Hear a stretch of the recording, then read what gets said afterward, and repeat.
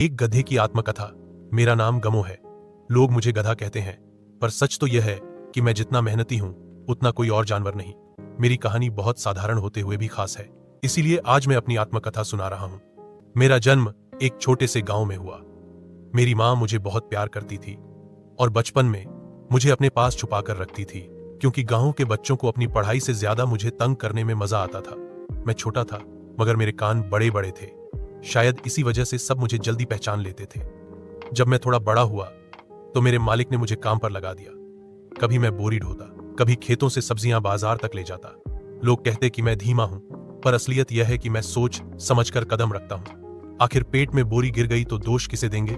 मुझे ही। शाम को थका हुआ लौटता, लेकिन अपने मालिक के बच्चों को मुस्कुराते देखकर सारी थकान मिट जाती।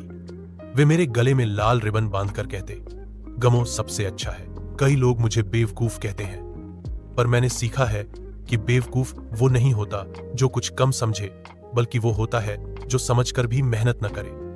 मैं कम बोलता हूं, लेकिन ज्यादा काम करता हूं, इसलिए सभी किसान मुझे पसंद करते हैं। कभी कभी मेरी चाल को देखकर लोग हंसते हैं, पर हंसी में भी मुझे मजा आता है।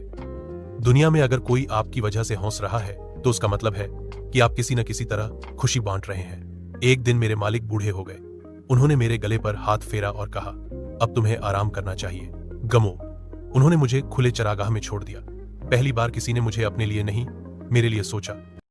अब मैं खुले खेतों में घूमता हूं, हवा में कान हिलाता हूं और अपनी लंबी जिंदगी को याद करता हूं। मैं आजाद हूं, पर अपने गांवों की मेहनत और लोगों की यादों से बना हूं। मेरे जीवन की सबसे बड़ी सीख यही है, जिसे लोग छोटा समझते हैं वही अक्सर सबसे बड़ा काम करता है। यदि दुनिया में हर कोई बिना मुश्किलों की परवाह किए ईमानदारी से काम करे तो सब कुछ आसान हो सकता है।